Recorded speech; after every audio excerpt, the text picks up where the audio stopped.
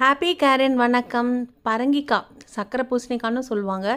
இதை நம்ம இன்றைக்கி ஒரு காரமும் புளிப்பும் உரப்புமா சூப்பராக எப்படி செய்யலான்னு பார்க்கலாங்க. ஸோ பரங்கிக்காயை மேல் தோலை நீங்கள் எடுத்துகிட்டு நீல வாக்கில் அரிஞ்சிட்டு மாங்காய், நெல்லிக்காய், பச்சை மிளகாய் இது எல்லாத்தையும் கட் பண்ணி எடுத்துக்கோங்க. ஒரு பேனில் கடுகு, உளுத்தம்பருப்பு, கடலைப்பருப்பு, பச்சை மிளகாய் இதெல்லாம் போட்டிங்கன்னா தாங்க உங்களுக்கு நல்லா க்ரன்ச்சியாக டேஸ்டியாக கலர்ஃபுல்லாக இருக்கும். ஸோ அதை தாளிச்சிட்டு அது பெருங்காயம் போட்டுட்டு அப்புறம் நீல வாக்கில் அரிஞ்சிருக்க இந்த காயும் அதோடு சேர்த்து நல்லா வதக்கிட்டு அந்த காய் நனைகிற அளவுக்கு தண்ணி ஊற்றி உப்பு போட்டு மூடி வச்சுருங்க. அப்போ தான் அந்த பச்சை மிளகாவில் இருக்க காரம், மாங்காயில் இருக்க புளிப்பு, நெல்லிக்காயில் இருக்க எல்லா சுவையும் நெல்லிக்காயில் இருக்க உப்பு, புளிப்பு எல்லாமே இருக்குங்க நெல்லிக்காயில். அந்த துவர்ப்பு ஸோ அது எல்லாமே கொஞ்சம் உள்ளே போய் அந்த காயோடு நல்லா சேர்ந்து வாசமாகவும் புளிப்பு, உரப்பு, காரமாகவும் சூப்பராக இருக்குங்க. இதில் நீங்கள் நாட்டு சர்க்கரை, தேங்காய் பூ இதெல்லாம் எது வேணாலும் நீங்கள் இதில் சேர்த்திக்கலாம்.